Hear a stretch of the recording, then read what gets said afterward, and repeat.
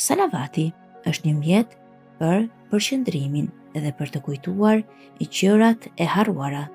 Profeti Muhammed, paqja i bekimet e Allahut, qofshin mbi të dhe mbi familjen e tij të pastër, ka thënë: sa herë që harroni diçka, dërgoni salavate për mua, sepse kjo do ju ndihmoj të kujtoni. Pra, profeti Muhammed na kujton dhe na mëson se sa mirë është që ne të dërgojmë salavate. Një tjetër ndikim të madh që ka salavati në jetën tonë të përditshme është fitimi i dashurisë dhe afërsisë me Krijuesin, me Zotin.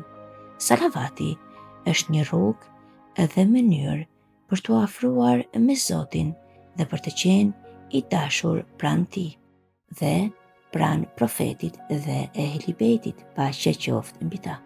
Kjo përmendja e bën njeriu të jetë gjithmonë në hapësirën e kujtesës të Zotit, gjë që rezulton apo që ka një rezultat në paqen shpirtërore dhe largimin e trazirave psikologjike në jetën e përditshme.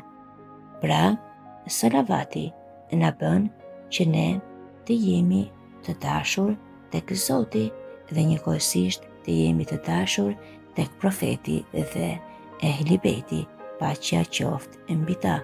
Po ashtu na mësoi se salavati është gjëja më e rëndësishme në jetën tona sa i përket varfërisë. Pra, kur ne ndihemi në varfëri, duhet të dërgojmë salavate profetit Muhammed.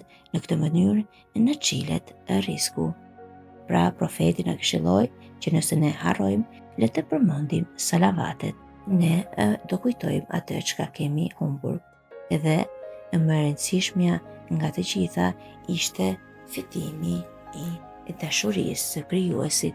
Ju këshilloj që gjithmonë në jetët tuaja të përditshme të bëhet traditë apo që bëhet ves i mirë, dërgimi i salavateve në çdo moment, kudo që jeni, kur keni pak kohë të lirë, në vend që të mendoni për ndonjë gjë tjetër, mendoni të dërgoni salavate, sepse, siç e pat, benefitet e salavateve nuk janë vetëm për këtë jetë, por në të dy botët kanë shpërblim të madh tek Zoti dhe profeti Muhammed.